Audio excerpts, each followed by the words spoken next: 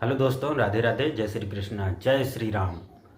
गोस्वामी तुलसीदास जी इस कथा में कह रहे हैं कि प्रभु श्री राम का भजन जो सुनने के बाद उसके दिमाग में न घुसे, तो जैसे पक्षी आकर के बैठते हैं और कोई ताली बजा दे तो पक्षी उड़ जाते हैं, उसी तरह से ये कथा भी है कि आपके दिमाग में घुसी नहीं और वो बाहर से ही निकल गई, उड़ गई, तो कोई मतलब नहीं है कथा का सुनने का। तो वीडियो को ध्यान से देखिए और कथा को ध्यान से सुनिए। इसी पर पूरा विवरण है और यही पे हमारी पूरी कथा आधारित है। तो चलिए हम लोग कथा की तरफ चलते हैं। वीडियो अगर अच्छी लगे तो लाइक करिए, चैनल पर पहली बार आए हैं तो सब्सक्राइब करिए। आप लोग पूरी वीडियो नहीं देखते हैं, जिसकी वजह से आप लोगों को पूरा ज्ञान प्राप्त नहीं हो पाता है। मेरी वीडियो 1 मिनट के बाद ही शुरू होती है, इसलिए 1 मिनट थोड़ा एडजस्ट कर लिया करिए।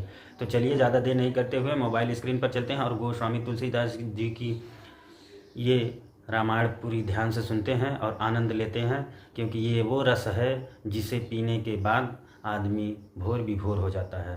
तो चलिए। सुनने के बाद संशय रहे ये संभव नहीं है। भरद्वाज जी का संशय क्या है? प्रभु, जिस राम जी को शिव जी जपते हैं, क्या वही राम जी हैं जिनको मैं जानता हूं? कि मेरे वाले राम जी कोई और हैं और शिव जी वाले राम जी कोई और हैं? याज्ञवल्क्य जी ने पूछा, आपका संशय जाएगा कैसे? भरद्वाज जी ने कहा, उपाय एक है। कही रघुनाथ कथा विधि नाना।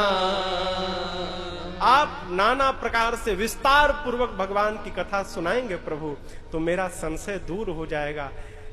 याज्ञवल्क्य जी मुस्कुराए, कहे, मैं आपकी चतुराई समझ गया, आपको कोई संशय नहीं।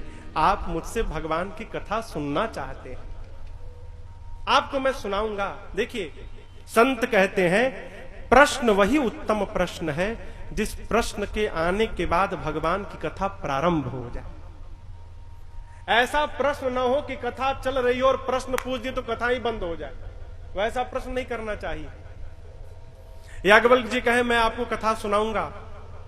जैसे आपने प्रश्न किया, ठीक इसी प्रकार एक बार पार्वती जी ने भी प्रश्न किया था शिव जी से। उस प्रसंग को तो बाद में सुनाऊंगा, एक बीच का प्रसंग सुनिए। त्रेता युग का समय था।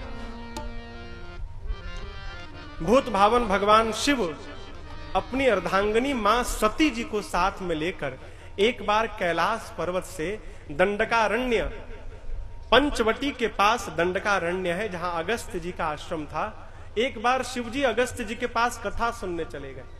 कौन सी कथा? राम जी की कथा।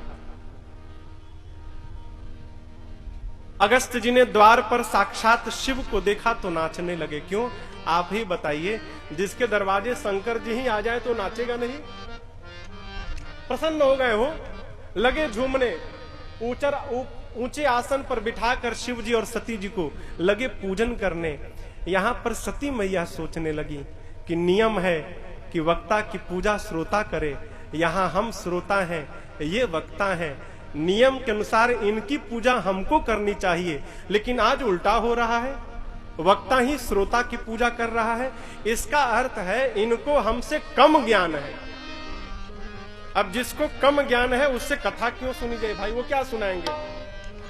बाबा भी कहां कहां लेके चले आते हैं, बताओ। किसी श्रेष्ठ महापुरुष के पास जाना चाहिए। ये जो हमसे मंद बुद्धि के हैं उनके पास लेके आए कथा सुनाने के लिए। परिणाम, 9 दिन मैया कथा में केवल बैठी रही। बैठने के बाद भी मां ने कथा को श्रवण नहीं किया। ध्यान रखिएगा, कथा में कई लोग बैठे हैं, आप इतने लोग बैठे हैं, ये आवश्यक नहीं कि सब लोग कथा सुन ही रहे हैं। यदि आप सब लोग सुन रहे हैं तो आप सबका सौभाग्य है। हम नहीं मान के बैठे कि सब लोग सुनेंगे। यदि आप में से एक लोग भी कथा सुन के समझ लिए तो मेरा कथा गाना और आयोजक मंडली का कथा कराना दोनों का दोनों सफल हो जाएगा। यदि एक भी समझ लिए, यदि सब लोग समझ लें तो आपका सौभाग्य है।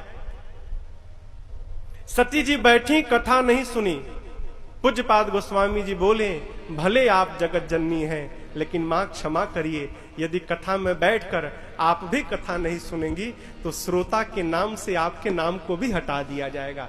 गोस्वामी जी ने मां का नाम नहीं लिखा, क्या लिखा? सुनी केवल महेश अपरम सुख मानी। केवल सुनी महेश, केवल शिव जी ने सुना। भगवान की भक्ति प्राप्त हो जाए उसके लिए एक उपाय बताऊं, सरल उपाय। क्या? प्रयास किया जाए माई बाप, जहां हमारा शरीर है वहीं हमारा मन भी रहे। बस हम जहां बैठे हैं, जहां शरीर है, हमारा मन भी वहां यदि रहेगा। कथा में शरीर है, यदि शरीर के साथ साथ मन भी कथा में आ गया तो भगवान की भक्ति आने से कोई रोक नहीं सकता। समस्या कहां होती है? हम कहीं रहते हैं, शरीर कहीं रहता है, मन कहीं और रहता है, यहां समस्या है। मां का शरीर बैठा है लेकिन मन नहीं है कथा में, इसलिए रहकर भी मां कथा नहीं सुन पाई। शिव जी जाते समय अगस्त्य जी से पूछे, कहिए आपने इतनी अच्छी कथा सुनाई, आपको क्या दक्षिणा दूं? अगस्त्य जी सोचने लगे, जिन राम जी की कथा मैंने सुनाई है उन राम जी की भक्ति प्रदान करने का टेंडर केवल शिव जी के पास है। शिव जी जिसको चाहेंगे उसी को राम जी की भक्ति प्राप्त होगी। क्यों ना आज बाबा से दक्षिणा के रूप में राम जी की भक्ति ही प्राप्त कर ली जाए। जैसे अगस्त्य जी ने राम जी की भक्ति मांगी, बाबा बोले, ए जी ऋषि पूछी हरि भगति सुहाई। ऋषि पूछी हरि भगति सुहाई। तब कहे शंभु अधिकारे पाए। कहे शंभु अधिकारे पाए। कहे शंभु अधिकारे पाए। बाबा से अगस्त्य जी ने भगवान की भक्ति मांगी, शिव जी ने प्रदान किया और उसके बाद सती जी को लेकर कैलाश जाने लगे। त्रेतायुग का समय है, पहले ही आपको मैंने बताया। एक बार त्रेतायुग माही राम जी का अवतार हुआ है। प्रभु 14 वर्ष के लिए वन में है और इसी दंडकारण्य के पंचवटी में राम जी हैं। शिव जी कथा सुन रहे थे, इसी बीच रावण आया है और जानकी जी का हरण करके ले गया है। मेरे प्रभु श्री राम लक्ष्मण भैया के साथ जानकी जी को उसी वन में रो रो कर ढूंढ रहे हैं। कहा? नीचे वन में, और ऊपर से शिव जी जा रहे हैं कैलाश। बाबा सोचने लगे, कथा सुन के कान तो धन्य हो गया, राम जी इसी वन में लीला कर रहे हैं। यदि जाते जाते दर्शन हो गया तो कान के साथ साथ नेत्र भी धन्य हो जाए।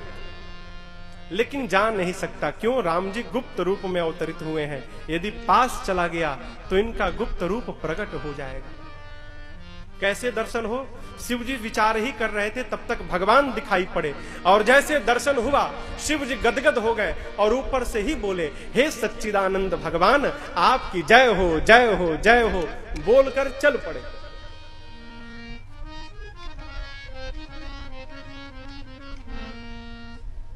भगवान के रूप को वही समझ पाएगा माई बाप जिसका मन भगवान में लगा रहेगा। एक बहुत सूक्ष्म उदाहरण आपको देता हूं। कथा आप सब जानते हैं, बलि को बांधने के लिए भगवान बामन रूप में आए थे। किस रूप में आए थे? बामन रूप में, छोटे से रूप में। जब तक बलि अपने परिवार को, अपनी प्रतिष्ठा को, अपने समाज को अपना मान रहे थे, जब तक जगत को पकड़ के बैठे थे, तब तक बलि को भगवान छोटा दिखाई पड़ रहे थे, बामन दिखाई पड़ रहे थे। और जैसे बलि ने हाथ में जल लेकर संकल्प करके अपना सर्वस्व भगवान को समर्पित कर दिया, उसी समय भगवान बलि को विराट रूप में दिखाई पड़ गए। इससे भी आगे की बात है, विराट रूप में दिखाई पड़े परंतु कृपा नहीं हुई। कृपा कब हुई? जब भगवान के तीसरे पांव को रखने के लिए बलि ने अपने अहम का त्याग करके अपने को ही भगवान को समर्पित कर दिया। प्रभु अब मैं ही आपका हो गया, कुछ बचा नहीं। तब भगवान ने अपने पद को बलि के ऊपर रखा और बलि पर भगवान की कृपा हो गई। जब तक हम और आप पूर्ण समर्पित नहीं होंगे तब तक पास रहकर भी विराट भगवान छोटे बौने दिखाई पड़ेंगे। और जिस समय हमने अपने आप को समर्पित कर दिया हो, तिनके में से विशाल परमात्मा का दर्शन हो जाएगा। समर्पण से शिव जी समर्पण किए हैं तो सच्चिदानंद भगवान दिखाई पड़ गए, जय जयकार करके चले। सती मैया बैठ के कथा नहीं सुनी तो भगवान में भी उनको जीव दिखाई पड़ा। और देखिए, शिव जी का और कोई दुख नहीं है, शिव जी का केवल यही दुख है कि पार्वती जी ने भगवान के अवतारवाद पर प्रश्न खड़ा कर दिया। मां सोचने लगी, ब्रह्म जो व्यापक बीरज अज अकलयनी है भेद, सो की देह धरी होई नर जाहि न जानत वेद। जो व्यापक है, व्यापक कहे तो सर्वत्र है, ब्रह्म है, अजन्मा है, अनीय है, उसकी कोई इच्छा नहीं है, अभेद है, वो भगवान शरीर धारण करेंगे। पार्वती जी ने भगवान के अवतारवाद पे ही प्रश्न खड़ा कर दिया। शिव जी ने समझाया, देवी संशय मत करो, प्रणाम करो। ये वही राम जी हैं जिनकी कथा अगस्त्य जी ने सुनाई, जिनकी भक्ति मैंने अगस्त्य जी को दी है, प्रणाम करो। मां ने नहीं किया। बहुत कहने के बाद भी जब मां नहीं मानी तो शिव जी ने कहा, देवी आपको इतना ही संशय है तो जाइए परीक्षण कर लीजिए। और ध्यान रहे माई बाप, कुछ भी हो जाए जीवन में भूल कर भी कभी अपने से श्रेष्ठ की परीक्षा मत लीजिए। हमारे महाराज जी कहा करते हैं, बेटा संत की, सदग्रंथ की, भगवान के किसी मंत्र की, भगवंत की, इनकी परीक्षा मत लेना। सती जी परीक्षा लेने गई, बाबा ने सावधान किया, ध्यान से लीजिएगा, आप जिनकी परीक्षा लेने जा रही हैं वो जीव नहीं जगदीश है। मां गई, शिव जी सोचने लगे, मेरे कहने के बाद भी सती का भ्रम दूर नहीं हुआ। इसका अर्थ है कि लगता है अब सती का कल्याण नहीं लिखा है। कथाओं में हम बार बार कहते हैं, माई बाप आपका कोई बड़ा प्रिय आपके सामने यदि गलत मार्ग पे जा रहा हो, उसे एक बार, दो बार, 3 बार समझाइए। यदि 3 बार समझाने के बाद भी न समझे तब समझाइए मत, आप समझ जाइए। क्या? अब होई ही सोई जो राम रचि राखा। अब वही होगा जो भगवान रच रखे। आप तो केवल बैठकर कीर्तन करिए कि किसी प्रकार इनका कल्याण हो। सती जी गई, शिव जी एक विशाल बट वृक्ष के नीचे बैठकर लगे भगवान के नाम का कीर्तन करे। यहां पर कई लोग प्रश्न करते हैं कि शिव जी ने गलत किया, सती जी को अकेले क्यों भेजे, उनके साथ में स्वयं जाते।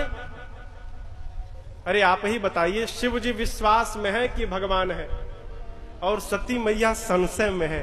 क्या विश्वास और संशय एक साथ यात्रा कर सकते हैं क्या? कोई उपाय है क्या कि विश्वास भी रहे और संशय भी रहे? इसलिए बाबा बैठ गए, जाओ पहले आप विश्वास में आ जाओ, फिर चलेंगे हम। मैया गई, सती मैया सीता जी का रूप बनाकर गई, ये विचार करके यदि भगवान होंगे तो समझ जाएंगे कि सीता नहीं सती है, और मनुष्य होंगे तो सीता सीता कह के मेरे पास चले आएंगे। राम जी ने देखा, दूर से ही हाथ जोड़कर प्रणाम किया। पास गई तो राम जी ने कहा, मां अकेले घूम रही हैं? कहे वो बहोरी कहां वृषकेतु। अरे शिव जी कहां है?